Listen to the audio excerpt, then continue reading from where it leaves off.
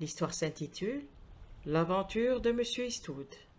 Monsieur Eastwood regarda le plafond, puis il abaissa les yeux vers le sol. De là, son regard remonta lentement vers le mur, de droite et retomba sur la machine à écrire. La feuille qui y était glissée ne comportait qu'une ligne, un titre écrit en majuscule. Le mystère du deuxième concombre. Anthony Eastwood en était sûr, le lecteur serait aussitôt intrigué. De quoi peut-il s'agir? Se dirait-il un concombre? Deux concombres? Je dois lire ça. Et il en serait enthousiasmé, charmé. Quelle aisance déployée par le roi du roman policier. Quel intérêt suscité aussitôt par ce modeste légume. Tout cela, c'était très beau. Anthony Eastwood savait mieux que personne ce qu'était un roman. À son avis, toute œuvre comporte des données essentielles, un titre et une intrigue. Le reste n'est que routine. Parfois le titre fournit l'intrigue et dès lors, tout est facile. Mais en l'occurrence, le titre ornait le haut de la page sans que se profilât l'ombre d'une intrigue. Anthony Eastwood chercha de nouveau l'inspiration au plafond, sur le parquet, sur le papier des murs, en vain. Rien ne vint. J'appellerai mon héroïne Sonia, dit Anthony. Sonia ou peut-être Dolores. Son teint sera de la pâleur de l'ivoire. Ses yeux auront la profondeur insondable des grands lacs. Le héros s'appellera George ou John, un prénom bref, typiquement anglais. Quant au jardinier, il en faudra un pour s'occuper de ce sale concombre, et il sera écossais et très inquiet au sujet des premières gelées. Cette méthode, qui réussissait parfois, ne donnait rien ce jour-là. Anthony voyait très bien Sonia, George et le jardinier, mais ceux-ci ne manifestaient aucune disposition à entrer en action. Évidemment, je pourrais prendre une banane, songeait Anthony morose, ou une laitue, ou encore un chou. Tiens, un chou de Bruxelles. Un sinistre baron belge. Un instant, une lueur parut éclairer les ténèbres, puis elle mourut d'elle-même. Le baron belge refusa de se matérialiser, et Anthony se souvint brusquement que concombre et première gelée étaient incompatibles. Les remarques humoristiques du jardinier écossais n'avaient plus de raison d'être. Et puis, zut, dit Eastwood. Il abandonna sa table, saisit le Daily Mail. Peut-être avait-on assassiné quelqu'un de façon propre à fouetter l'imagination d'un auteur en pleine inspiration. Mais les nouvelles étaient consacrées à la politique intérieure et étrangère. Dégoûté, Eastwood laissa tomber le journal. Il prit un volume qu'il ouvrit. Les yeux fermés, il promena son doigt sur un feuillet et l'arrêta au hasard. Le destin avait choisi le mot mouton. Aussitôt paré de couleurs brillantes, toute une histoire se déroula devant les yeux du romancier. Une jolie fille, l'esprit un peu dérangé par la mort de son amoureux, tué à la guerre, garde des moutons dans les monts d'Écosse, et revoit le fiancé mort. Les moutons au clair de lune, la jeune fille morte étendue dans la neige, et les marques de pas de deux personnes. C'était une très belle histoire. Anthony l'abandonna avec un soupir. Son éditeur ne voulait pas entendre parler de ce genre de récit, si beau fût-il. Ceux qu'il réclamait, il les payait même fort honorablement, devaient parler de femmes aux cheveux sombres, poignardées en plein cœur, de jeunes héros injustement soupçonnés, et du coup de théâtre provoqué par la découverte du vrai coupable, celui auquel personne n'aurait songé, grâce à des faits parfaitement inattendus. Bref, le mystère du deuxième concombre. Et il y a une chance sur 10 pour qu'il change mon titre et le remplace par une idiotie du genre « tuer c'est sale », sans même me demander mon avis. Au diable ce téléphone. Il décrocha d'un geste rageur 2 fois en 1 heure. L'aigre sonnerie de l'appareil l'avait déjà dérangé. La première par erreur, la seconde pour une invitation à dîner venant d'une femme du monde un peu folle. Il la détestait cordialement, mais avait dû s'avouer vaincu. « Allô » grogna-t-il. « C'est vous, mon amour » demanda une voix douce, mélodieuse, avec une nuance d'accent étranger. Je ne sais pas, répondit Eastwood prudent. « Qui parle ?»« C'est moi, Carmen. Écoutez-moi, mon amour, on me poursuit. Je suis en danger. Venez vite, c'est une question de vie ou de mort. »« Je vous demande pardon, dit Eastwood. Vous faites erreur, je crois. »« Madre de Dios, les voilà. S'ils me surprennent, ils me tueront. Ne m'abandonnez pas. Venez sans perdre un instant, ma vie en dépend. Vous savez, 320 Kirk Street. Le mot de passe est concombre. Chut. Il entendit le léger déclic de l'appareil à l'autre bout. « Je veux bien être pendu, » dit Eastwood extrêmement surpris. Il prit son pot à tabac et bourra sa pipe avec soin. Ça devait être une manifestation de mon subconscient. Elle ne peut pas avoir dit « concombre ». C'est par trop extraordinaire. L'a-t-elle vraiment dit? Il arpentait la pièce, irrésolu. 320 Kirk Street. Je me demande ce que cela signifie. Elle attend quelqu'un d'autre. 320 Kirk Street. Le mot de passe est concombre. Oh, c'est impossible, absurde. Mon cerveau me joue des tours. Il lança un regard venimeux à la machine à écrire. À quoi es-tu bonne, toi? Veux-tu me le dire? Je t'ai regardé toute la matinée, et pour quel résultat? Un auteur doit trouver ses sujets dans la vie. La vie, entends-tu? Je sors pour en trouver. Il enfonça son chapeau sur sa tête, accorda un coup d'œil affectueux à sa précieuse collection d'émaux et quitta son appartement. Kirk Street était presque uniquement consacré aux boutiques d'antiquaires et de brocanteurs. Le numéro 320 était spécialisé dans la vente de verreries anciennes. Le magasin était garni à profusion, et Anthony avança avec précaution entre les deux rangs serrés de verres à vin et sous un régiment de lustres aux breloques tintantes. Une très vieille femme trônait à la caisse. Elle avait une moustache, que lui auraient envié bien de jeunes gens, et des façons plutôt brusques. Elle examina Anthony et dit d'une voix rauque. « Alors ?»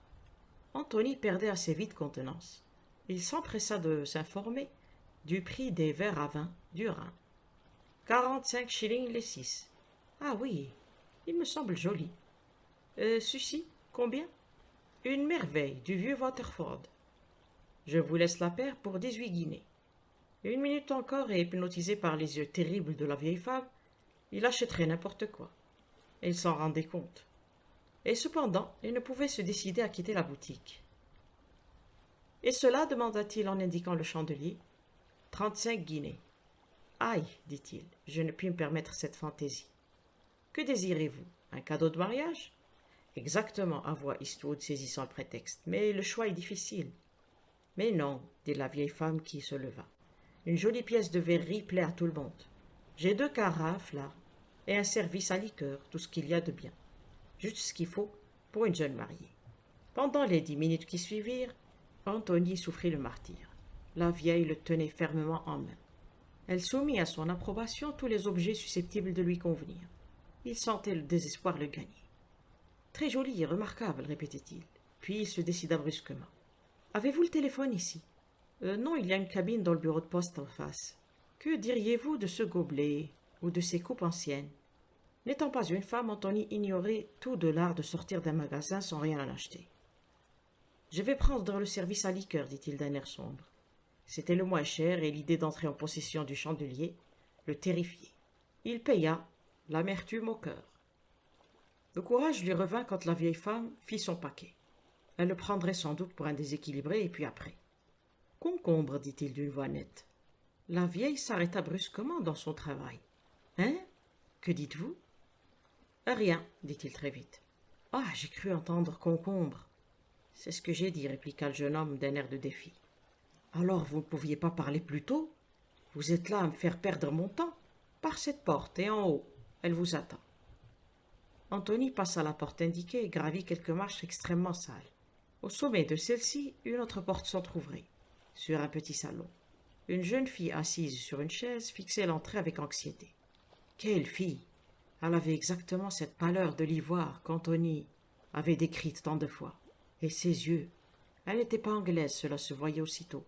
Elle irradiait un charme exotique que l'extrême simplicité de son costume ne parvenait pas à cacher.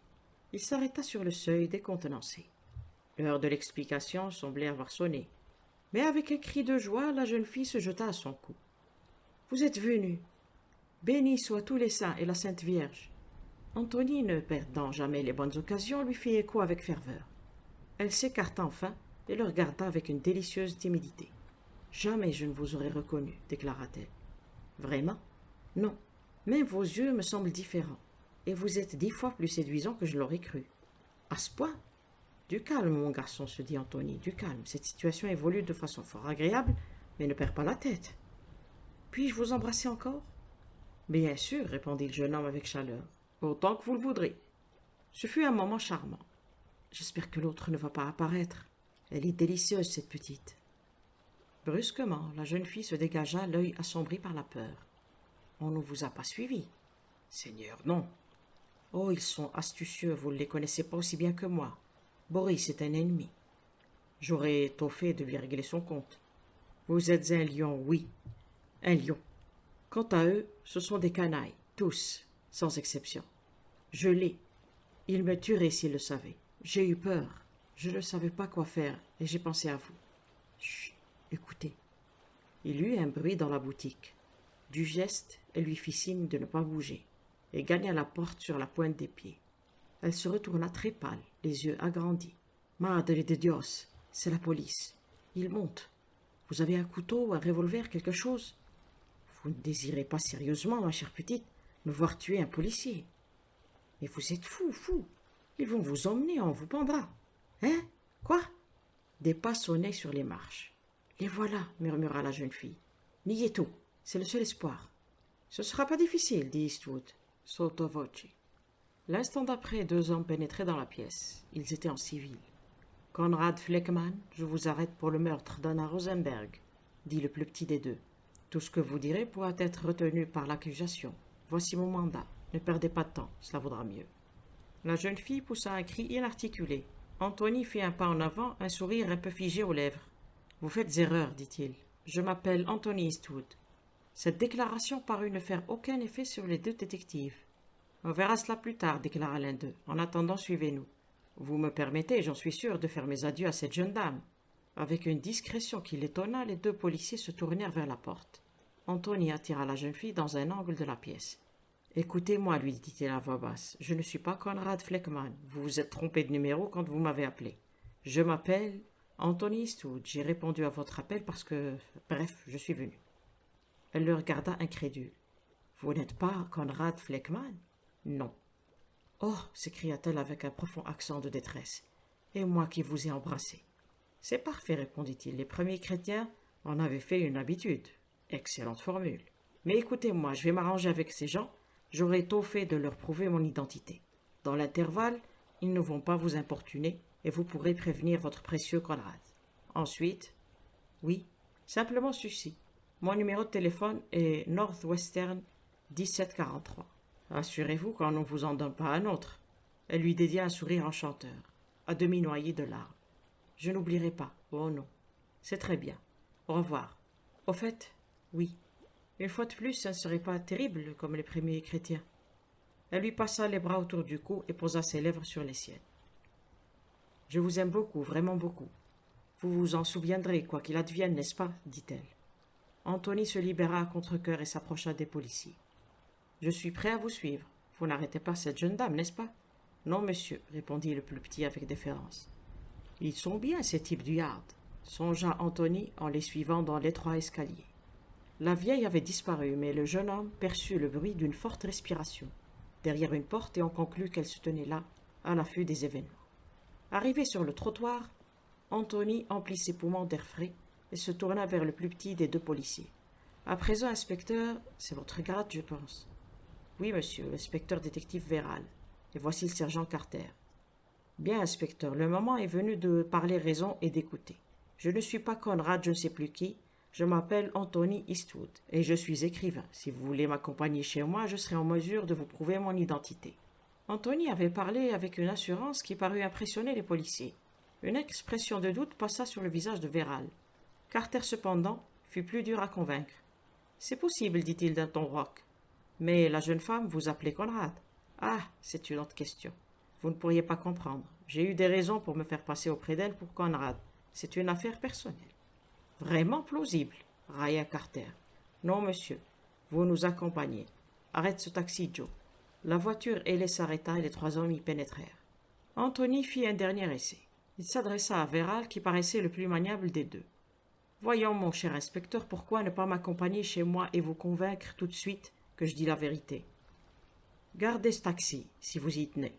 L'offre est généreuse. D'ailleurs, cela vous prendra tout au plus 5 minutes. » Véral le regarda avec attention. « J'accepte, dit-il. Nous n'avons aucune envie d'arrêter un innocent et qu'on se paye notre tête au poste. Quelle est votre adresse ? 48 Brandenburg Mansions. Véral cria l'adresse au chauffeur. Ils n'échangèrent plus un mot durant le reste du trajet. Arrivé à destination, Carter sauta à terre et Véral fit signe à Anthony de le suivre.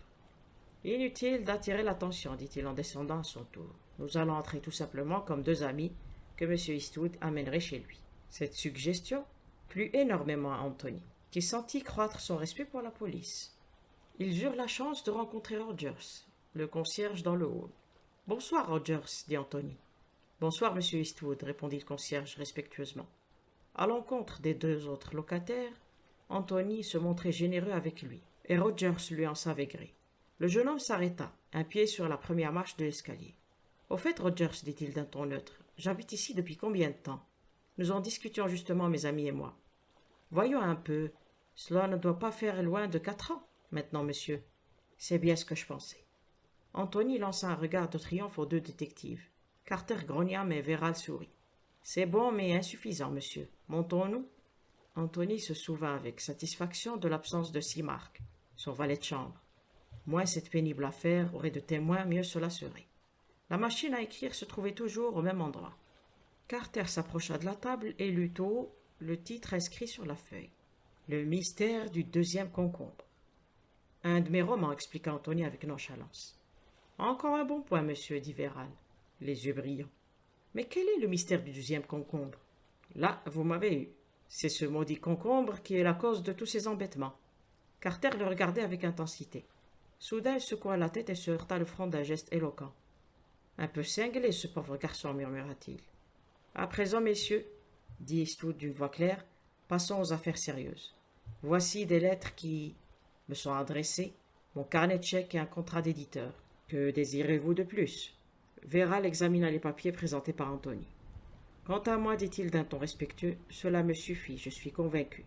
Cependant, je ne puis prendre la responsabilité de vous relâcher. Vous avez, cela paraît indiscutable, résidé ici depuis plusieurs années, sous le nom de Anthony Eastwood. Mais Conrad Fleckman et vous peuvent n'être qu'une seule et même personne. Je vais effectuer quelques recherches ici, prendre vos empreintes et téléphoner au quartier général. » « Cela paraît un programme raisonnable, reconnut Anthony. Je vous laisse maître de découvrir tous mes secrets. » L'inspecteur sourit. Pour un détective, il se montrait vraiment humain. « Voulez-vous rester dans la pièce du fond avec Carter pendant que je me mets au travail? »« Très bien, dit Anthony sans chaleur. Il n'y a, je pense, pas moyen d'agir autrement. Par exemple, et si vous restiez avec moi à boire du whisky et laissiez votre sergent le soin de procéder aux recherches? Vous le préféreriez? » Nettement. Carter avait déjà commencé à fouiller le bureau avec une remarquable dextérité. Il sortait de la pièce alors que le sergent téléphonait à Scotland Yard. « Dois-je boire le premier pour vous prouver que le whisky n'est pas empoisonné » demanda Anthony après avoir servi l'inspecteur. Le policier sourit. « Tout cela est bien irrégulier, dit-il, mais il faut savoir être compréhensif dans notre profession. J'ai senti dès le début que nous faisions erreur. Mais il y a la routine à respecter, n'est-ce pas? » « Je le suppose. » « Au fait, puis-je en apprendre davantage en ce qui me concerne? »« En quoi? Ne vous rendez-vous pas compte de la curiosité qui me dévore? Qui est Anna Rosenberg et pourquoi l'ai-je tuée? Vous lirez tout cela dans les journaux demain. Où serai-je demain? Allons, un bon mouvement, inspecteur. Mon désir de savoir est parfaitement légitime. C'est irrégulier, monsieur. Inspecteur, nous qui sommes presque devenus des amis. Eh bien voilà, Anna Rosenberg était une juive allemande qui habitait Hampstead. Personne ne lui connaissait de profession, mais elle s'enrichissait chaque jour. C'est exactement l'inverse pour moi. J'ai une profession connue et je m'appauvris tous les jours. Peut-être ferais-je mieux de vivre à Hampstead. Elle avait été fripière, il y a 10 ans à peu près. Londres comptait beaucoup de réfugiés politiques espagnols. Parmi ceux-ci, un certain Don Fernando Ferrares, avec sa jeune femme et leur enfant. Ils étaient fort pauvres et la femme était malade. Anna Rosenberg alla les voir et leur demanda s'ils avaient quelque chose à vendre. Don Fernando était sorti et sa femme décida de se défaire d'un magnifique châle brodé, dernier cadeau de son mari avant leur départ d'Espagne. À son retour, Don Fernando entra dans une terrible colère en apprenant la vente du châle et tenta vainement de le retrouver. Il mit la main sur la fripière qui avait, paraît-il, revendu le châle à une femme dont elle ignorait le nom. Don Fernando était désespéré. 2 mois plus tard, on le poignardait dans la rue. C'est à partir de cette époque que l'argent parut affluer chez Anna Rosenberg. Dans les 10 années qui suivirent, On cambriola sa maison 8 fois. 4 des cambriolages furent infructueux. Pour les 4 autres, un châle brodé figurait chaque fois parmi les objets volés. L'inspecteur s'interrompit, mais un geste d'impatience d'Anthony lui fit reprendre très vite le fil du récit. Il y a une semaine, Carmen Ferrares, la fille de Don Fernando, arriva en Angleterre, venant d'un couvent de France. Son premier soin fut de rechercher Anna Rosenberg à Hampstead. Elle eut, paraît-il, une violente discussion avec la vieille femme. Et une bonne l'entendit qui criait « Vous l'avez toujours. Il vous a enrichi durant toutes ces années. Mais je vous le dis, cela vous portera malheur. Vous n'avez aucun droit moral de le conserver. Et le jour viendra où vous souhaiteriez ne jamais avoir vu le châle des 1000 fleurs. » 3 jours plus tard, Carmen Ferrares disparut mystérieusement de l'hôtel où elle logeait. Dans sa chambre, on trouva le nom de Conrad Fleckmann et un billet émanant d'un homme qui se disait antiquaire et lui demandant si elle consentirait à se défaire d'un certain châle brodé en possession duquel il la croyait. L'adresse inscrite sur le billet était fausse. Ce châle est évidemment le nœud du mystère. Hier matin, Conrad Fleckmann a rendu visite à Anna Rosenberg. Elle est restée enfermée avec lui plus d'1 heure. À son départ, elle a dû se mettre au lit, bouleversée par l'entretien. Mais elle donna l'ordre de faire entrer Fleckmann s'il manifestait l'intention de la voir. La nuit dernière, elle s'est levée et elle est sortie vers 9 heures. Elle n'est pas rentrée. On l'a retrouvée ce matin dans la maison occupée par Fleckmann, poignardée en plein cœur. Sur le sol à côté d'elle se trouvait, devinez quoi? Le châle, suggéra Anthony, prodigieusement intéressé. Le châle des 1000 fleurs? Quelque chose de beaucoup plus macabre, mais qui expliquait tout. Oh, excusez-moi, voilà le chef, je crois. La sonnette avait tinté, en effet. Anthony, contenant son impatience, attendit le retour de l'inspecteur. La situation ne le gênait plus à présent. Les autres se rendraient compte de leur erreur quand ils auraient pris ses empreintes. Et puis peut-être, Carmen l'appellerait-elle. Le châle des 1000 fleurs? Quelle histoire étrange. Juste ce qui convenait à l'exquise beauté brune de la jeune fille. Carmen Ferrares. Il s'arracha à ses rêveries. Il prenait son temps, cet inspecteur. Il se leva, ouvrit la porte. L'appartement était étrangement silencieux. Il ne serait tout de même pas parti sans un mot. Le salon était vide, de même la pièce voisine. Seigneur, ces émaux, l'argenterie. Il se précipita dans les autres chambres. Tous les objets de valeur d'Anthony, qui était un collectionneur de goût, avaient disparu. Le jeune homme se laissa tomber sur une chaise et se prit la tête entre les mains. Il fut arraché à ses pénibles méditations par le timbre de la sonnette. Il ouvrit la porte d'entrée et se trouva devant Rogers.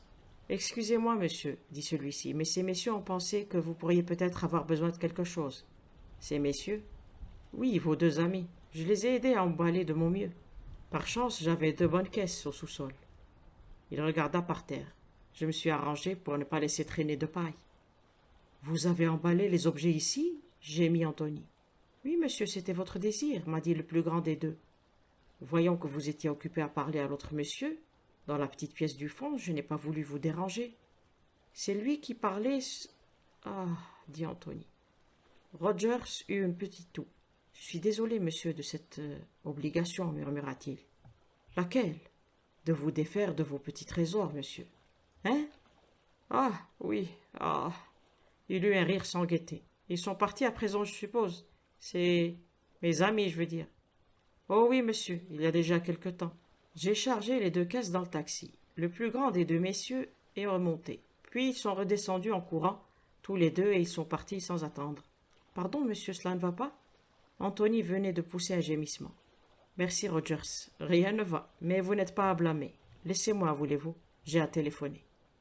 5 minutes plus tard, Anthony confiait son aventure à l'inspecteur Driver, qui, assis devant lui, prenait des notes. Le policier était fort antipathique et ne ressemblait pas du tout, de l'avis d'Anthony, à un véritable inspecteur.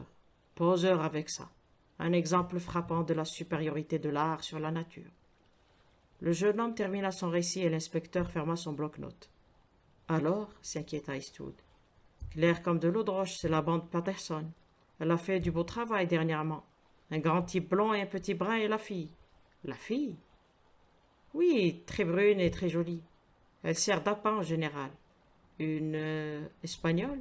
Elle pourrait se faire passer pour telle. Elle est née à Hampstead. L'inspecteur se leva, prêt à partir. Elle vous a repéré sur l'annuaire et vous a conté une fable. Elle se doutait que vous alliez rappliquer. Puis elle est allée trouver la mère Gibson, qui ne refuse jamais un pourboire pour laisser l'usage de sa chambre. Rien de criminel, vous êtes tombé dans le piège. Pendant que le petit vous débitait son histoire, le grand se faisait la main sur votre câblotte. C'est du Patterson tout craché. Et mes bibelots demanda Anthony anxieux.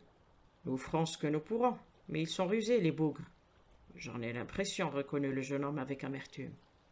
L'inspecteur venait à peine de prendre congé que le timbre de la sonnette retentit. Anthony ouvrit la porte. Un jeune garçon, un paquet à la main, se tenait sur le seuil. Un colis pour vous, monsieur. Anthony, qui n'attendait rien, le prit avec surprise.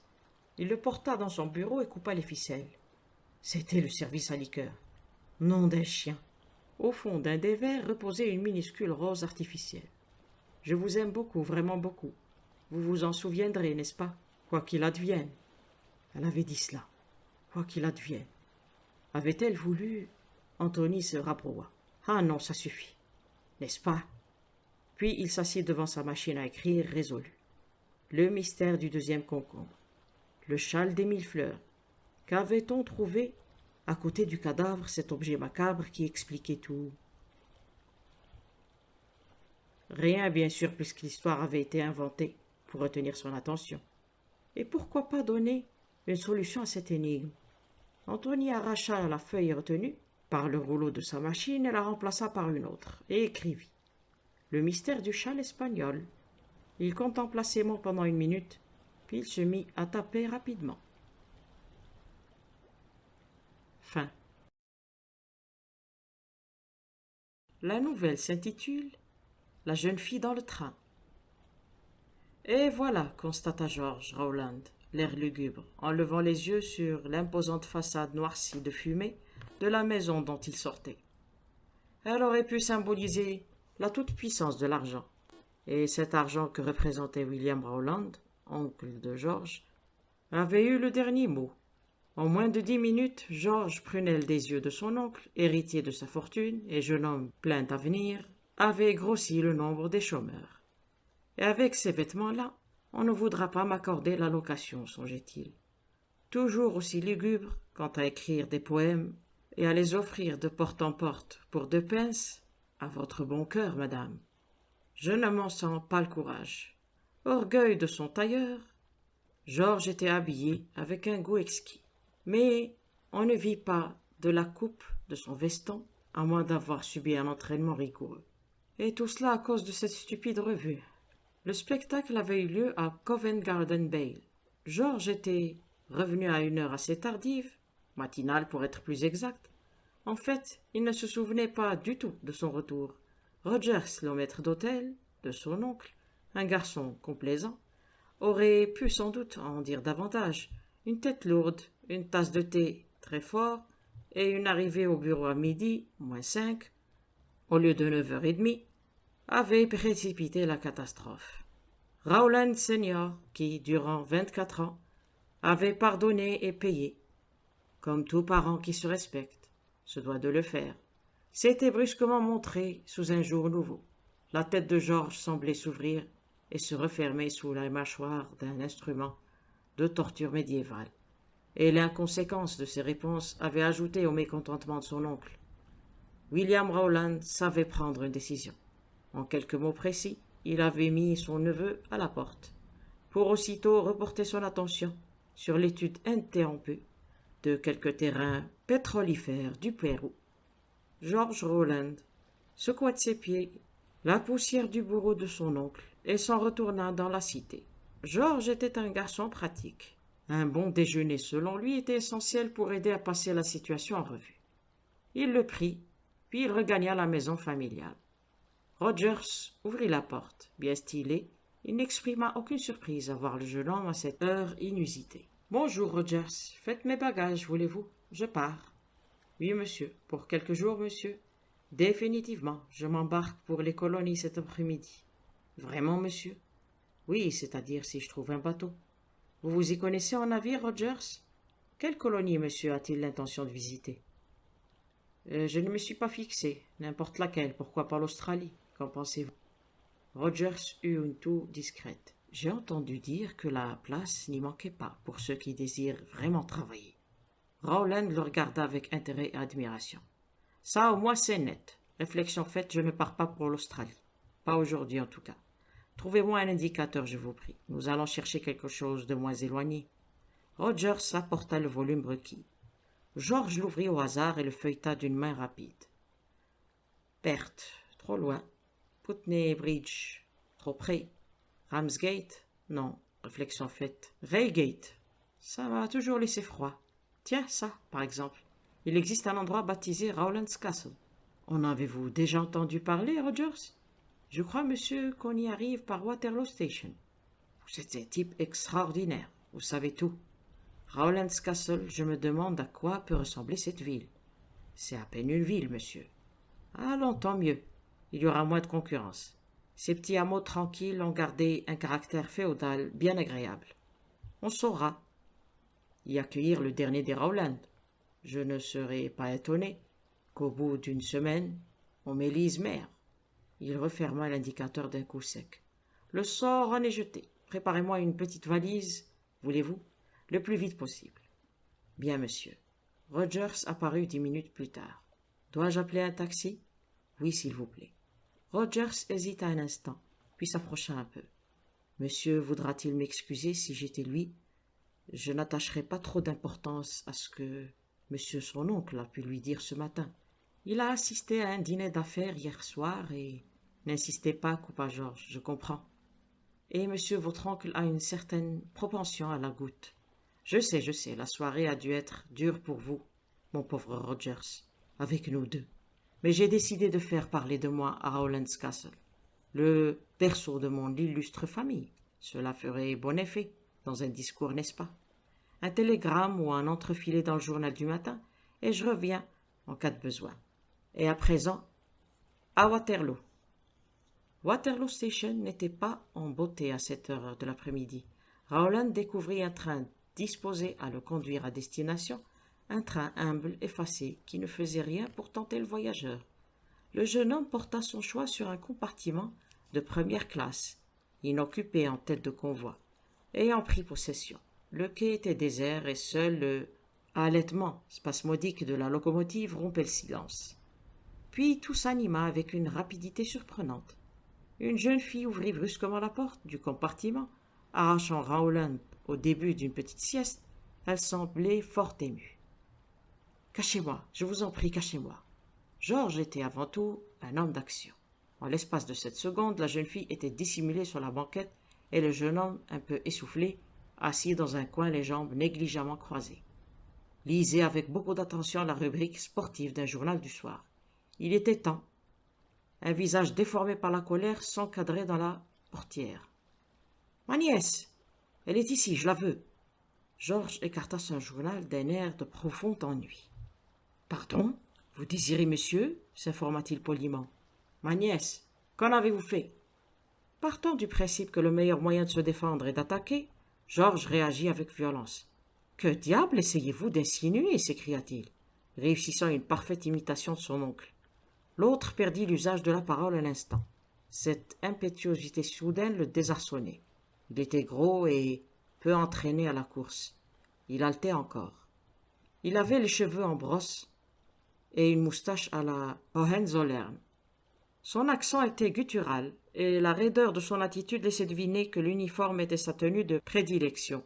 Georges éprouvait la méfiance instinctive de l'anglais vis-à-vis de l'étranger et une antipathie sociale pour les individus d'aspect germanique. « Que diable voulez-vous » répéta-t-il d'un ton rogue. « Elle est entrée ici, répondit l'autre. Je l'ai vue. Qu'en avez-vous fait » Georges rejeta son journal et se leva brusquement. « Ah, c'est comme ça » gronda-t-il. « Du chantage, hein? Vous vous êtes trompé d'adresse, mon ami. J'ai lu l'article qui vous est consacré dans le Mail Daily. Ce matin, contrôleur, contrôleur !» Déjà alerté par les éclats de voix, l'employé accourait à grands pas. « Contrôleur, dit Rowland, de cet air impérieux qu'adoptent volontiers les humbles. Cet individu m'importune. Je porterai plainte pour tentative de chantage s'il le faut. Il prétend que j'ai dissimulé sa nièce ici. On signale une bande organisée spécialisée dans ce genre d'exercice. Cet homme en fait partie. Emmenez-le, voulez-vous? Voici ma carte. » Le contrôleur regarda les deux adversaires tour à tour et son opinion fut vite faite. Il avait été dressé à se méfier des étrangers et à admirer les gens bien habillés voyageant en première classe. Il posa une main sur l'épaule du gros homme. « Allez, Ous, descendez !» C'en fut trop pour l'étranger. Oubliant ce qu'il savait d'anglais, il déversa sur les deux hommes un torrent d'insultes dans sa langue maternelle. « Ça suffit comme ça, » coupa le contrôleur. « Écartez-vous, le train part. » Un coup de sifflet strident et le convoi s'ébranla lentement comme un contre-cœur. Quand le train fut au bout du quai, Georges, abandonnant la portière, prit sa valise posée sur la banquette et la mit dans le filet. « Tout va bien, dit-il ensuite. Vous pouvez vous montrer. » La jeune fille sortit à quatre pattes de sa cachette. « Comment pourrais-je jamais vous remercier ?»« Cela a été un plaisir pour moi, » répliqua Georges avec nonchalance. La jeune fille le regardait un peu étonnée de son expression. Puis elle aperçut brusquement son image dans la glace et poussa un cri d'horreur. On faisait chaque jour la toilette des compartiments, mais on oubliait certainement le dessous des banquettes. Georges n'avait pas eu le loisir d'examiner la jeune fille avant sa disparition, mais il était à peu près certain qu'elle était habituellement soignée et élégante. À présent, son petit chapeau rouge était cabossé et de travers, et de longues traînées de suie lui zébraient les joues. Elle fouilla dans son sac pour réparer les dégâts. Le jeune homme consacra les minutes qui suivirent à admirer le paysage. « Comment vous remercier ?» Georges se retourna et répondit comme il l'avait déjà fait, mais d'un ton beaucoup plus chaleureux. Elle était absolument ravissante. Jamais encore il n'avait rencontré jeune personne plus séduisante. « Vous avez été magnifique, fit-elle enthousiasmée. « Mais non, rien de plus simple. L'enfance de l'art, trop heureux d'avoir pu vous rendre service. » Magnifique, je le répète. Il était très agréable de se faire traiter de héros par la plus jolie fille du monde, et Georges goûtait fort le compliment appuyé d'un regard des plus émouvants. Puis vint un silence embarrassé. La jeune fille semblait comprendre qu'elle était redevable d'une explication. Elle rougit légèrement. « Le plus ennuyeux, dit-elle, d'un ton où perçait la nervosité, est que malheureusement je ne peux vous expliquer. »« Non. » »« C'est admirable, dit Rowland avec un enthousiasme sincère. »« Quoi donc? Je ne vois pas. »« Je dis que c'est admirable, tout comme dans ces romans passionnants sur lesquels on passe des nuits. Dans tout, sans exception, l'héroïne ne peut rien expliquer au premier chapitre. Elle parle au dernier et on ne voit pas du tout pourquoi elle ne s'est pas décidée au début. Ceci près qu'il n'y aurait pas eu d'histoire. Je ne puis vous dire à quel point je suis ravi de me trouver mêlé à une aventure mystérieuse, une vraie. Je croyais que cela n'existait pas. Il s'agit sans doute de documents secrets de la plus haute importance, et de l'Orient Express, j'ai toujours eu un faible pour l'Orient Express. Elle lui lança un regard soupçonneux. « Qui vous a parlé de l'Orient Express ?» demanda-t-elle d'un ton sec. « Aurais-je commis une indiscrétion sans le vouloir ?» dit vivement Georges. « Peut-être votre oncle a-t-il l'habitude de prendre ce train ?»« Mon oncle, mon oncle. »« Je sais, dit Georges, compréhensif. J'en ai un moi aussi. On ne saurait être responsable de ses oncles. Ce sont de ces petits inconvénients de la vie. » La jeune fille éclata de rire. « Ah, vous êtes rafraîchissant, reposant, dit-elle. » Et Georges perçut pour la première fois un léger accent étranger dans ses paroles. Elle n'était pas anglaise. « Monsieur Rowland, Georges pour mes amis. Mon nom est Elisabeth. » Elle s'interrompit brusquement. « J'aime beaucoup ce nom, dit Georges, pour atténuer l'embarras de la jeune fille. Je veux espérer qu'on ne vous appelle pas Bessie ou autre horreur de ce genre. » Elle secoua la tête. « Maintenant que nous avons fait connaissance, Elisabeth, passons aux affaires sérieuses. Ayez la bonté de vous lever, je vais brosser votre manteau. » Elle obéit et Georges s'acquitta de sa tâche avec beaucoup de conscience. « Merci, monsieur Rowland. Georges pour mes amis, je le répète. Vous n'avez pas la prétention de vous introduire dans mon compartiment, de vous précipiter sur la banquette, de me mettre dans l'obligation de mentir à votre oncle sans accepter de compter au nombre de mes amis. Merci, Georges. Voilà qui est mieux. » « Suis-je correcte à présent ?» demanda Elisabeth en essayant de se voir de dos par-dessus l'épaule. « Vous êtes parfaite, dit-il, contenant non sans peine son enthousiasme. Tout s'est passé si vite. En effet, il m'a vu dans le taxi à la gare, il est descendu sur mes talons, j'ai sauté dans le premier train venu. À propos, où va-t-il ? À Rowland's Castle, répondit Georges avec fermeté. Rowland's Castle ? Il s'arrête en cours de route, bien entendu, mais entre nous, j'espère qu'il arrivera là-bas avant minuit, lentement, mais sûrement. Telle est la devise du Southern Railway. Je n'ai pas envie d'y aller. Vous me froissez, c'est un endroit délicieux. Vous le connaissez? Pas exactement, mais si Rowland Castle ne vous convient pas, vous pouvez descendre à Woking, Weybridge ou Wimbledon. C'est une idée, approuva la jeune fille, et je pourrais retourner à Londres par la route. Cela serait le mieux. Elle n'avait pas fini la phrase que le train ralentissait. Rowland leva un regard suppliant vers sa compagne. Puis-je faire quelque chose? Non, vraiment, je vous dois déjà beaucoup. Un silence. Oh, je voudrais pouvoir vous expliquer. Je vous en prie, n'en faites rien, cela gâcherait tout. Mais ne puis-je vous rendre un service, transporter des documents secrets à Vienne, par exemple? Donnez-moi une chance. Le train s'était arrêté. Élisabeth sauta sur le quai. Elle se retourna vers le jeune homme penché à la fenêtre. Parlez-vous sérieusement? Êtes-vous vraiment prêt à faire quelque chose pour nous? Pour moi?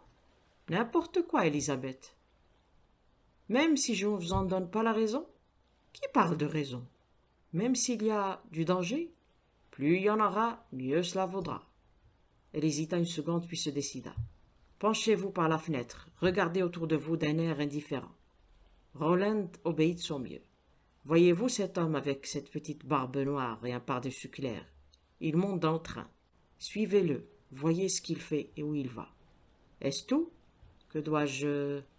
On vous enverra des instructions supplémentaires. Surveillez-le et gardez ceci. Elle lui glissa un petit paquet scellé entre les doigts. Gardez-le au péril de votre vie, c'est la clé de toute l'affaire. Le train repartit. Rowland resta à la fenêtre à suivre des yeux la gracieuse silhouette d'Élisabeth qui s'éloignait. Le reste du voyage fut monotone. Le convoi, très lent, s'arrêtait à chaque station. Georges bondissait à chaque fois à la vitre pour se convaincre que sa proie ne lui échappait pas. Quand l'arrêt se prolongeait, le jeune homme descendait sur le quai, allait s'assurer que l'autre n'avait pas changé de place. Le barbu descendit à Portsmouth et prit une chambre dans un petit hôtel de second ordre. Georges l'imita. Leur chambre se trouvait sur le même palier et presque voisine. Novice dans l'art d'exercer une filature, Georges s'était cependant juré de justifier la confiance d'Élisabeth. Dans la salle à manger, le jeune homme se trouva placé non loin du barbu. Les dîneurs étaient peu nombreux, des voyageurs de commerce pour la plupart, donnant toute leur attention à leur assiette. L'un d'eux cependant attira l'attention de Georges. De petite taille, les cheveux et la moustache d'un blond tirant sur le roux, un peu l'allure d'un homme de cheval. Georges parut l'intéresser également, car le dîner terminé, il y a conversation et proposa une partie de billard. Mais le jeune homme refusa poliment. Du coin de l'œil, il avait vu le barbu mettre son chapeau et son manteau. L'instant d'après, il était dans la rue. La poursuite fut longue, ennuyeuse et apparemment sans but. Après avoir parcouru près de 4 kilomètres, au hasard, des pavés de Portsmouth, l'homme retourna à l'hôtel, Rowland sur ses talons. S'était-il rendu compte de la filature dont il était l'objet? Debout dans le hall, Georges réfléchissait à la question. Lorsque la porte d'entrée s'ouvrit, livrant passage au petit rouquin qui rentrait à son tour, soudain le jeune homme se rendit compte que le jeune prétentieux de la réception s'adressait à lui. « Vous êtes monsieur Rowland, n'est-ce pas? » « 2 messieurs, 2 étrangers, désirent vous voir. Ils attendent dans le petit salon au bout du couloir. » Surpris, Georges se dirigea vers la pièce indiquée. 2 hommes se levèrent à son entrée et s'inclinèrent très bas. « Monsieur Rowland, vous savez sans doute qui nous sommes. » Le porte-parole s'exprimait en excellent anglais. Ses cheveux gris inspiraient la considération. L'autre, plus jeune, était grand. Il avait le teint brouillé et les cheveux très clairs. L'expression nettement agressive de son visage boutonneux, d'une lourdeur toute germanique, ne le rendait pas particulièrement séduisant. Ni l'un ni l'autre n'était le gros monsieur de Waterloo Station. Et Georges, soulagé, déploya toutes ses grâces. « Je vous en prie, messieurs, asseyez-vous. Je suis ravi de faire votre connaissance. Puis-je vous offrir quelque chose à boire? » L'aîné des 2 étrangers leva une main. « Non, merci, Lord Rowland. Nous nous disposons que de brefs instants. Le temps de vous poser une question. C'est fort aimable à vous de m'élever à la prairie. Je suis désolé que vous ne vouliez rien boire, mais quelle est cette question? Vous avez quitté Londres en compagnie d'une certaine dame. Vous êtes arrivé ici seul. Où est cette dame? » Georges se leva vivement. « Je me refuse à comprendre, dit-il glacial, s'efforçant de trouver le ton juste d'un héros de roman. Messieurs, permettez-moi de prendre congé.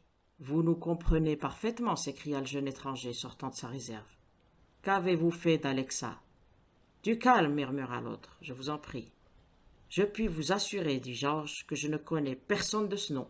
Vous devez faire erreur. Le vieux monsieur lui lança un regard acéré. C'est fort improbable, dit-il sèchement. Je me suis permis d'examiner le registre de l'hôtel. Vous vous êtes inscrit vous-même comme monsieur G. Rowland de Rowland's Castle. Georges se sentit rougir. Une petite plaisanterie, répondit-il faiblement. C'est bien pauvre comme subterfuge. Inutile de biaiser. Où est son Altesse? Si vous voulez parler d'Élisabeth, le jeune homme boutonneux bondit. Insolent! Cette familiarité, monsieur! Je veux parler, dit l'autre lentement, et vous le savez fort bien, de la grande duchesse Anastasia Sophia, Alexandra, Maria Elena Olga Elisabeth de Catoni. Oh, gémit Georges, cherchant à rappeler ses souvenirs. La Cathonie était, croyait-il, un petit royaume des Balkans qu'une révolution venait d'agiter. Un violent effort lui permit de recouvrer son calme. En effet, nous parlons de la même personne, reconnut-il, avec une aisance un peu affectée. Seulement moi, je l'appelle Élisabeth. Vous me rendrez raison, s'écria le jeune étranger. Nous nous battrons. Pardon? Parfaitement. Nous nous battrons en duel. Non, répondit Roland avec fermeté. Je déteste les duels. Et pourquoi cela? S'enquit l'autre d'un ton rogue. J'ai trop peur d'être blessé. Ah, c'est comme ça. Je vais de ce pas vous casser la figure. Le jeune homme s'approchait menaçant. Une seconde plus tard, il décrivait dans l'air une gracieuse parabole avant de reprendre lourdement contact avec le sol. Il se releva, l'air vague. Rowland souriait toujours. Comme je vous le disais, remarqua-t-il, j'ai toujours peur de me faire blesser. Aussi ai-je jugé bon d'apprendre le judo. Il y eut un silence. Les deux étrangers regardaient avec curiosité ce jeune homme dont l'air nonchalant semblait dissimuler de dangereuses qualités. « Vous vous en repentirez, » dit entre ses dents sa victime, pâle de rage. L'aîné n'avait rien perdu de sa dignité. « Est-ce votre dernier mot, Lord Rowland? Vous refusez de nous dire où se trouve son Altesse? Je l'ignore moi-même. Nous n'en croyons rien. Vous n'êtes pas d'un naturel très confiant, semble-t-il. » L'autre secoua la tête. « Ce n'est pas fini, murmura-t-il. Vous entendrez parler de nous. » Il sortit suivi de son compagnon. Resté seul, Georges se passa la main sur le front. Les événements se succédaient avec une cadence vertigineuse. Il était évidemment mêlé à un scandale international de première grandeur. Peut-être y aura-t-il une autre guerre, se dit-il, plein d'espoir. Et soudain, il se souvint du barbu. Que devenait-il? Avait-il disparu? Il le découvrit dans un coin du salon. Il s'installa dans l'angle opposé. 3 minutes plus tard, l'homme se leva et quitta la pièce. Rowland le suivit et le vit gagner sa chambre. Georges, qui sentait le besoin impérieux d'une nuit de repos, fut satisfait de le voir refermer sa porte. Mais une cruelle pensée l'assaillit. Et si le barbu se savait suivi? S'il profitait de la nuit pour prendre le large? Quelques minutes de réflexion lui suffirent pour résoudre le problème. Une chaussette détricotée le mit en possession d'une bonne longueur de laine, de teinte neutre, dont il alla fixer un bout, à l'aide d'un papier collant, à la porte du barbu. Puis il revint chez lui, en déroulant la laine derrière lui. À l'autre extrémité, il attacha une petite clochette en argent. Souvenir des réjouissances de la nuit précédente. Satisfait, il contempla son œuvre. Le barbu ne pouvait plus sortir de sa chambre sans faire tinter la clochette. Il plaça sous son oreille le petit paquet confié par la jeune fille et se coucha. Mais tourmenté par la complexité de la situation, il ne put trouver aussitôt le sommeil.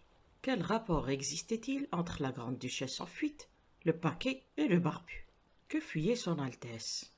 Les deux étrangers se doutaient-ils qu'il détenait le petit paquet? Et que pouvait-il contenir? Il n'en sombra pas moins dans le sommeil.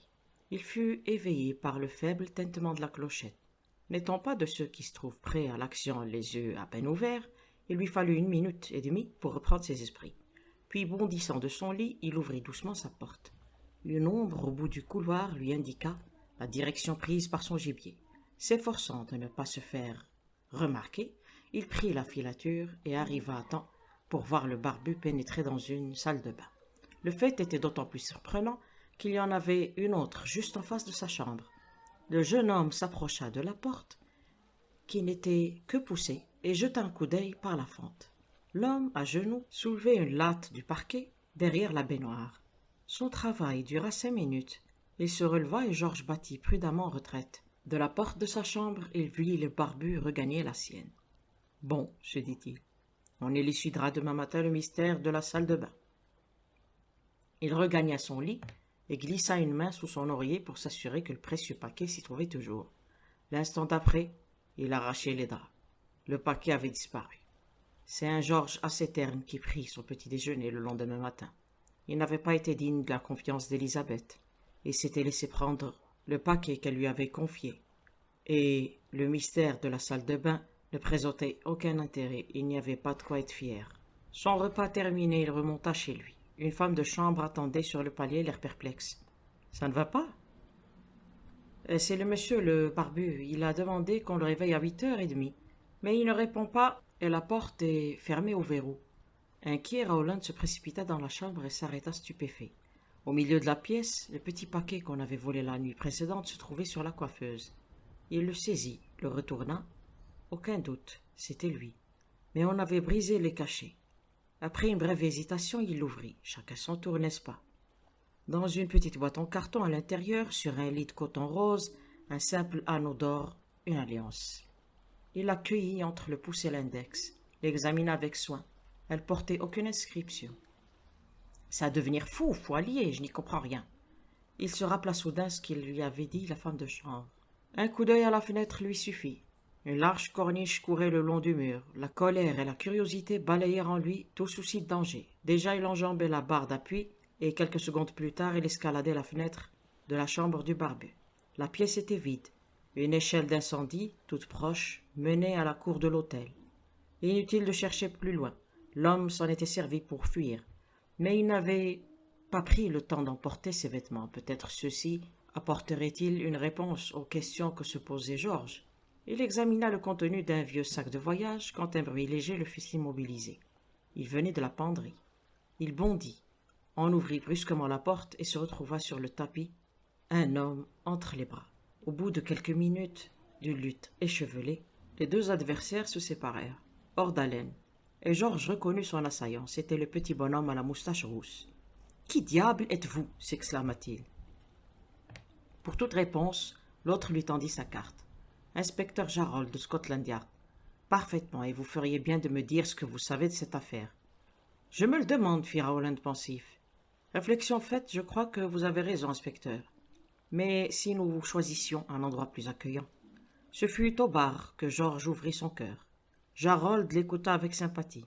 « En effet, c'est assez déconcertant, » dit-il quand le jeune homme eut terminé. « Beaucoup de points restent obscurs, mais je vais vous dire ce que je sais. Je filais Mardenberg, votre barbu. Lorsque votre entrée en scène et la façon dont vous le surveillez éveillèrent mes soupçons. Vous m'intriguiez. La nuit dernière, j'ai profité de votre absence pour me glisser dans votre chambre et vous prendre la petite boîte qui se trouvait sous votre oreiller. Elle ne contenait pas ce que je cherchais. J'ai saisi la première occasion pour vous la rendre. Cela éclaircit un peu la situation, mais il n'empêche que je me suis conduit comme un crétin.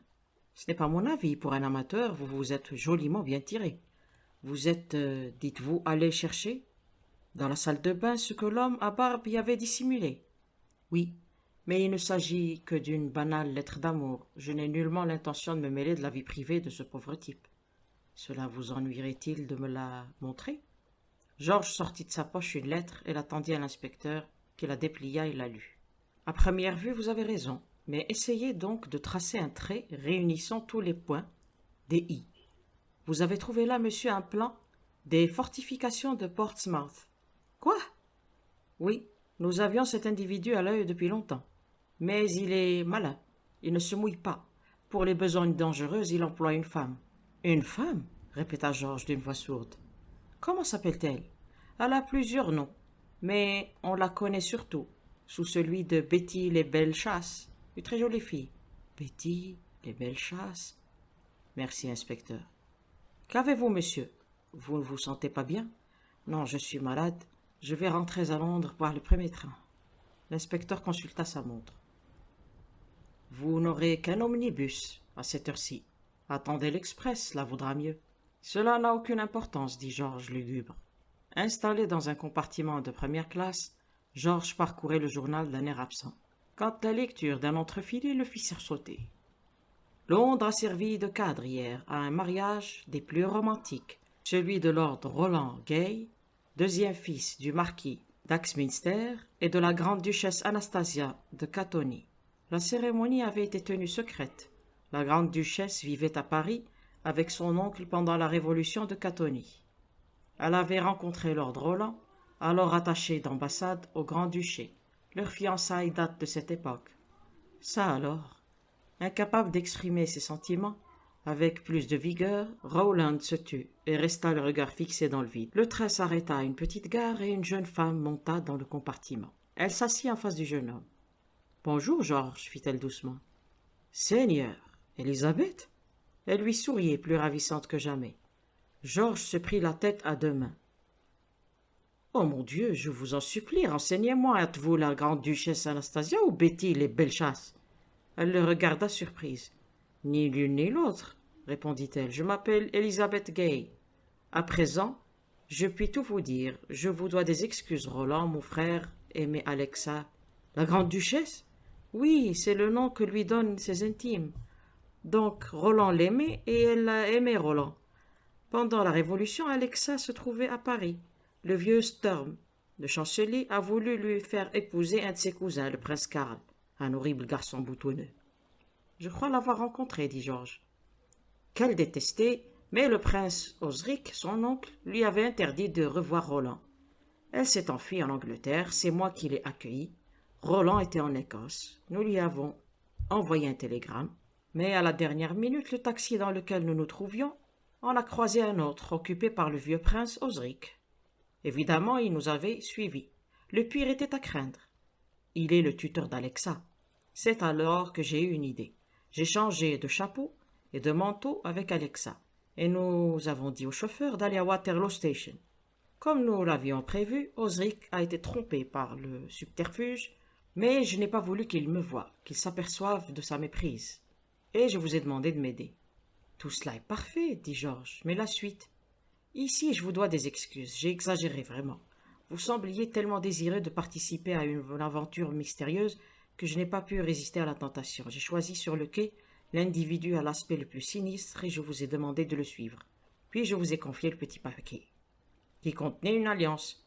Oui, nous l'avions acheté, Alexa et moi, pour la remettre à Roland, qui devait arriver d'Écosse quelques instants avant la cérémonie, et n'aurait pas eu le temps de passer chez le bijoutier. Alexa l'avait mise dans la poche de son manteau. Comment ont-ils fait sans elle? Ils ont dû prendre un anneau de rideau. Je vois, dit Georges. Tout devient très simple quand on sait. Vous permettez? Il s'était emparé de sa main gauche, l'a déganté et poussa un grand soupir, pas d'anneau. C'est parfait. Il ne sera pas dit que cette bague n'aura servi à rien. Oh, s'écria Élisabeth. Mais je ne vous connais pas. Vous me savez charmant, c'est l'essentiel. Et vous êtes Lady Elizabeth Gay. Georges, seriez-vous snob? Terriblement. Mais je pense surtout à mon oncle, celui avec lequel je suis fâché. Quand il saura que je vous épouse, qu'il y aura du sang bleu dans la famille, il me prendra aussitôt comme associé. Oh, Georges est-il vraiment très riche? Élisabeth, seriez-vous intéressée? Énormément, j'adore dépenser. Mais je songeais surtout à mon père, qui a 5 filles nobles et belles comme le jour. Il rêve d'un gendre fortuné. Votre mariage semble devoir être de ceux qui sont conçus dans le ciel et qui trouvent leur accomplissement sur terre, dit Georges. Habiterons-nous Rowland's Castle? On me fera certainement Lord Maire si vous êtes ma femme. Élisabeth, ma chérie, je vais contrevenir au règlement des chemins de fer. Je vais vous embrasser. Fin. L'histoire s'intitule Le miroir. Je n'ai pas d'explication à proposer. Je n'ai aucune théorie quant au pourquoi et au comment. Je sais seulement que les choses se sont passées comme je vais vous les raconter. Quelquefois, cependant, je me prends à me demander ce qui se serait produit si, à l'époque, j'avais prêté attention à ce détail essentiel que je ne devais pas remarquer que de nombreuses années plus tard. Si je l'avais remarqué alors, le cours de 3 vies en eût été radicalement différent, et cette pensée ne laisse pas de me remplir d'effroi. Pour prendre les choses par leur commencement, je dois remonter à l'été 1914, juste avant la guerre. Je me rendais à Badgeworthy en compagnie de Neil Karslake. Neil était, je crois, mon meilleur ami. Je connaissais également, mais beaucoup moins bien, son frère Alan. Quant à leur sœur Sylvia, je ne l'avais jamais rencontrée. Elle avait 2 ans de moins qu'Alan, 3 de moins que Neil. À 2 reprises, au cours des années où nous avions vécu ensemble, au collège, Neil m'avait invité à passer une partie des vacances à Badgeworthy, et à 2 reprises, un contretemps m'en avait empêché. C'est ainsi que j'avais déjà 23 ans lorsque je vis pour la première fois la demeure de Neil et d'Alan. Nous devions être assez nombreux. Sylvia, la sœur de Neil, venait de se fiancer à un certain Charles Crowley, un garçon plus âgé qu'elle, mais tout à fait convenable et suffisamment aisé. Tel est le portrait que m'en avait fait Neil. Je me rappelle que nous arrivâmes vers 7 heures du soir. Tout le monde s'était retiré, afin de se changer pour le dîner. Neil me conduisit à ma chambre. Badgeworthy était une maison pleine de charme, remplie de coins et de recoins. Elle avait fait l'objet de transformations et d'agrandissements désordonnés au cours des 3 derniers siècles, et on y rencontrait partout des volets de marche à monter ou à descendre, et des cages d'escalier aux endroits les plus inattendus. C'était une de ces maisons dans lesquelles il n'est pas facile de retrouver son chemin. Aussi, je me souviens que Neil promit de venir me chercher en descendant dîner. Je me sentais un peu intimidé à l'idée de rencontrer sa famille pour la première fois, et je lui ai dit en riant que c'était bien le genre de maison où on s'attend à voir des fantômes dans les corridors. Il me répondit sans s'émouvoir qu'en effet la maison avait la réputation d'être hantée, mais qu'aucun d'entre eux n'avait jamais rien vu. Il ne savait même pas quelle sorte de fantôme était censé occuper les lieux. Il sortit sans plus tarder et je me suis mis en devoir de plonger dans mes valises à la recherche de mes effets de soirée. Les Karslake n'étaient pas riches. Ils gardaient leur vieille demeure de famille, mais n'avaient pas de domestique pour défaire les bagages. J'en étais à nouer ma cravate, debout devant le miroir de ma chambre. Je me voyais dans la glace, outre mon visage et mes épaules, le mur auquel je tournais le dos, une simple paroi interrompue seulement par une porte au milieu. Comme j'achevais mon nœud de cravate, je remarquai tout à coup que cette porte s'ouvrait. J'ignore pourquoi je ne me suis pas retourné. C'était la réaction la plus naturelle, et pourtant ce ne fut pas la mienne. Je me bornai à regarder cette porte qui s'ouvrait avec lenteur, me découvrant peu à peu la pièce voisine. C'était une chambre à coucher, plus grande que la mienne, avec 2 lits. Soudain je retins mon souffle. Au pied d'un des 2 lits se tenait une jeune fille. Autour de son cou, une paire de mains d'homme la faisait lentement fléchir vers l'arrière, tout en lui serrant la gorge pour l'étrangler. Il n'y avait aucune erreur possible. Je voyais clairement ce qui se passait là. Et il s'agissait, à n'en pas douter, d'un meurtre. Je distinguais parfaitement les traits de la jeune fille, son éclatante chevelure dorée, l'atroce épouvante qui se peignait sur son beau visage, où le sang montait petit à petit. De l'homme, par contre, je n'apercevais que les mains, le dos et une longue cicatrice qui lui barrait le bas du visage, du côté gauche jusqu'au cou. Tout cela prend un certain temps à raconter, mais en réalité je ne demeurai confondu que quelques secondes. Aussitôt après, je me retournai vivement pour voler à la rescousse, et je me trouvai face à face avec une grande garde-robe victorienne en acajou, placée contre le mur, dont j'avais vu le reflet. Pas de porte ouverte, pas de scène de violence. Je pivotai de nouveau pour replonger mes regards dans le miroir, mais il ne reflétait plus que la garde-robe d'acajou. Je me passai la main sur les yeux, puis traversant la pièce d'un bond, j'essayai de déplacer la garde-robe, et c'est alors que Neil entra par l'autre porte. Que diable étais-je occupé à faire, s'étonna-t-il. Il dut me croire à demi fou. Me tournant vers lui, je lui demandai s'il y avait une porte derrière cette armoire. En effet, acquiesça-t-il. Il y avait là une porte qui menait à la chambre d'à côté.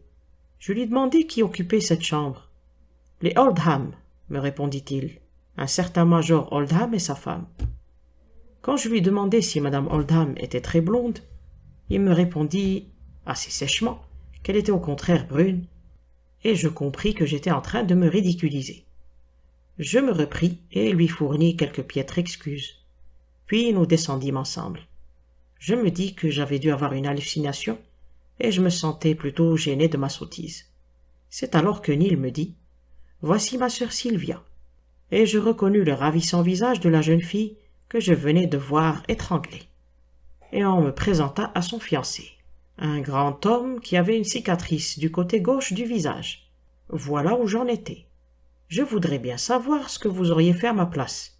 Il y avait là cette jeune fille, tout à fait la même, et l'homme que j'avais vu l'étrangler. Et ils devaient se marier le mois suivant. Avais-je, oui ou non, eu une vision prophétique de l'avenir? Viendrait-il un moment où Sylvia et son mari, passant quelques jours dans cette maison, se verraient attribuer cette chambre, la meilleure des chambres d'amis, et où la scène dont j'avais été témoin se déroulerait dans la réalité? Que devais-je faire? Que pouvais-je faire? Me croirait-on si je parlais? À Neil, par exemple, ou à la jeune fille elle-même? Toute la semaine que je passais à Badgeworthy, je ne cessais de tourner et retourner le problème dans ma tête. Fallait-il parler? Fallait-il se taire? À mes doutes s'était rajoutée immédiatement une complication supplémentaire. Dès l'instant où j'avais vu Sylvia Carslake, j'étais tombé amoureux d'elle. Je la désirais plus que tout au monde, et cela me liait les mains. Pourtant, si je ne disais rien, Sylvia épouserait Charles Crowley, et Crowley la tuerait. Aussi, la veille de mon départ, je lui racontai tout, de but en blanc. Je lui ai dit que je m'attendais à ce qu'elle me croie cinglé, mais je lui jurai solennellement que j'avais vu de mes yeux les choses telles que je les lui rapportais, et que si elle était déterminée à épouser Crowley, je pensais qu'il était de mon devoir de lui raconter mon étrange expérience. Elle m'écouta très calmement. Il y avait dans ses yeux quelque chose que je ne comprenais pas. Elle n'était pas du tout fâchée. Quand j'eus terminé, elle se borna à me remercier gravement. Moi, comme un idiot, je répétai « J'ai vu tout cela.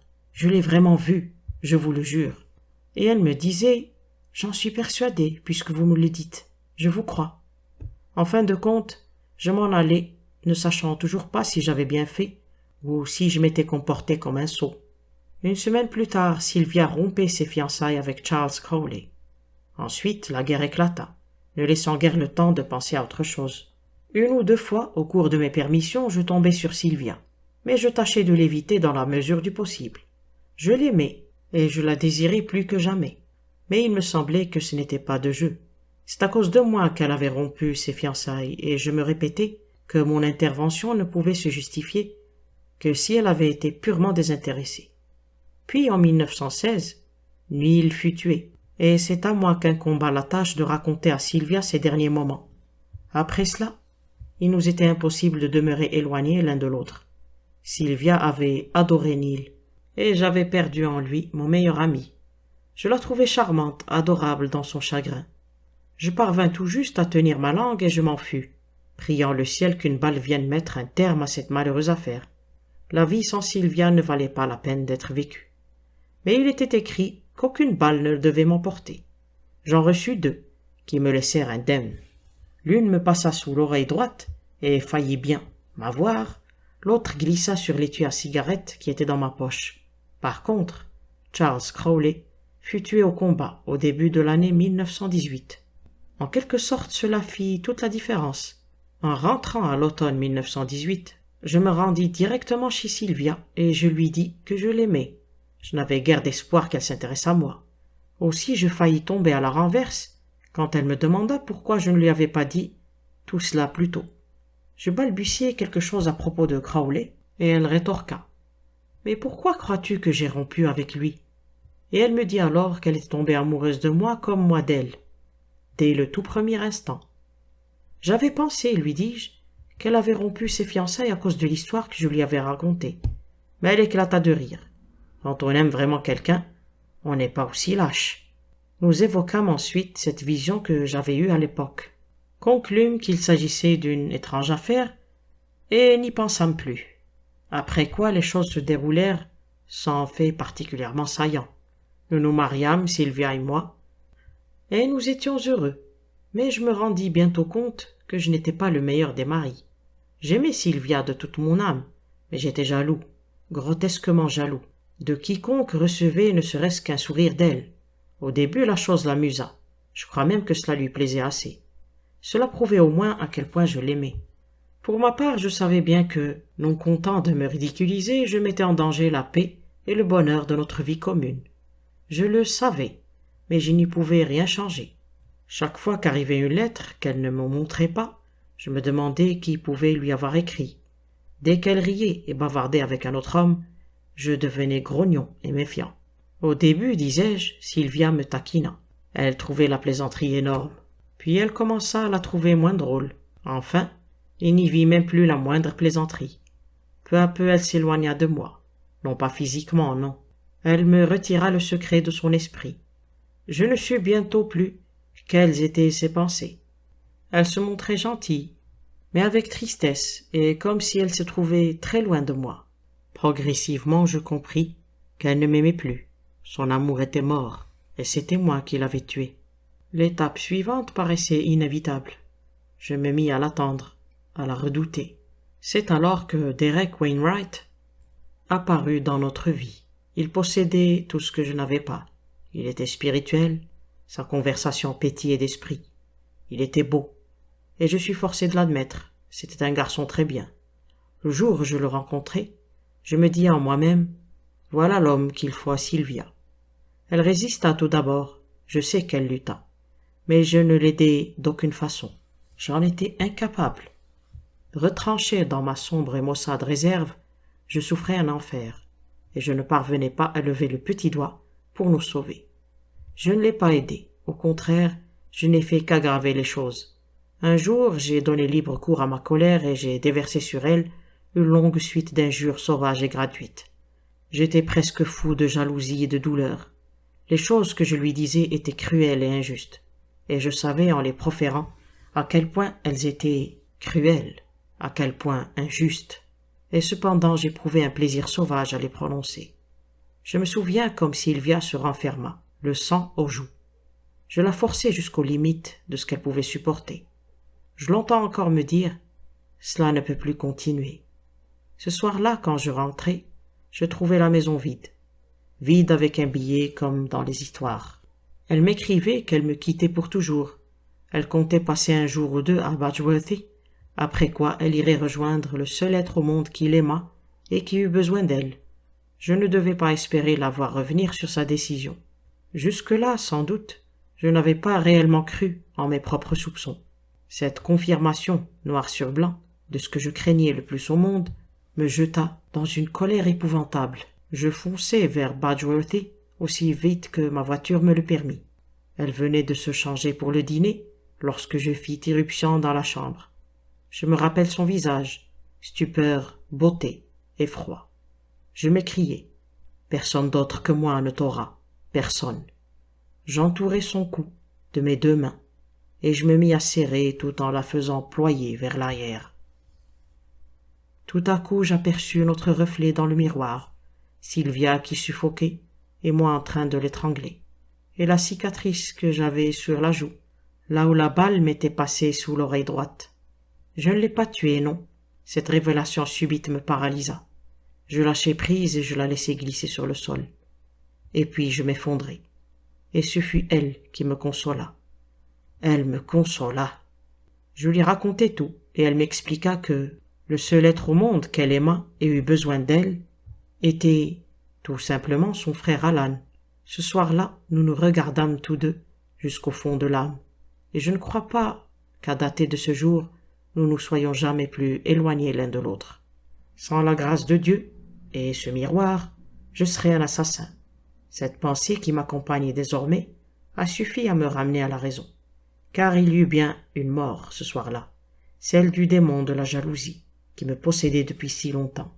Mais cela ne m'empêche pas, quelquefois, de me poser des questions, à supposer que je n'ai pas commis l'erreur initiale de voir la cicatrice sur la joue gauche de l'homme, alors qu'il s'agissait en fait de la joue droite, inversée par le miroir. Aurais-je aussi inébranlablement reconnu l'assassin en Charles Crowley? Aurais-je mis Sylvia en garde? M'aurait-elle épousé, moi, ou lui? Ou bien le passé et le futur ne font-ils qu'un? Je suis un homme simple, je ne veux pas faire semblant de comprendre ces choses-là. Mais j'ai vu ce que j'ai vu, et grâce à cela Sylvia et moi sommes désormais unis. selon la formule traditionnelle, jusqu'à ce que la mort nous sépare, et peut-être au-delà.